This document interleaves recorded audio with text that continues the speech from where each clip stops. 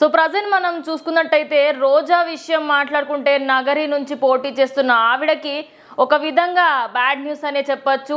మొత్తం ప్రజలందరూ వన్ సైడ్గా ఓటేశారు. గాలి భానుప్రకాష్ గారికి మొత్తం ఓట్లన్నీ వెళ్ళిపోయాను అన్నట్టుగా ప్రజెంట్ మనకి న్యూస్ ద్వారా అయితే తెలుస్తోంది.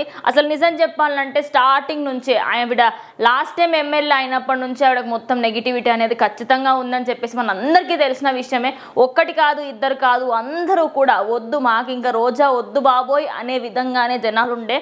అండ్ తను ఎమ్మెల్యేగా గెలిచినప్పటికీ కూడా అసలు ఎవ్వరికి ఎలాంటి సహాయం చేయలేదు. అలాగే ఆ నియోజకవర్గానికి సంబంధించి ఎలాంటి మార్పులు చేర్పులు ఏమి చేయలేదని చెప్పేసి ప్రజలు ఆల్రెడీ కొంచెం కోపంతోనే ఉన్నారని చెప్పుకోవచ్చు. మరి ఈసారి ఆవిడకు అపోజిషన్గా పోటీ చేస్తున్న అపోజిట్ పార్టీ అనేటువంటి టీడీపీ గెలిచే అవకాశాలు ఎక్కువగా కనిపిస్తున్నాయి. అది కూడా భారీ మెజారిటీతో వాళ్ళు గెలవబోతున్నారు. అలాగే భారీ మెజారిటీతో ఈవిడ ఓడిపోబోతుందైతే క్లియర్గా తెలిసిపోతుంది. ఓవరాల్గా మనం చూసుకున్నట్టయితే అటు నగరియే కాకుండా టీడీపీ మొత్తం ముందంజలోనే ఉంది. ఏ ఏరియాలో చూసుకున్నప్పటికీ ప్రతి ఒక్క ఏరియాలో టీడీపీ ముందంజలో ఉంది. ప్రజెంట్ సోషల్ మీడియాలో నడుస్తున్న మాటలు ఏంటి అంటే రోజా నువ్వు ఇంకా జబర్దస్త్కి వెళ్ళిపో అన్నట్టుగా ఈ మాటలు కూడా వినిపిస్తున్నాయి. ఇవన్నీ చూసుకుంటే మళ్ళీ నియోజకవర్గానికి సంబంధించి నగరిలో ఆవిడ గెలిచే అవకాశాలు జీరో అని అయితే క్లియర్గా తెలిసిపోతుంది.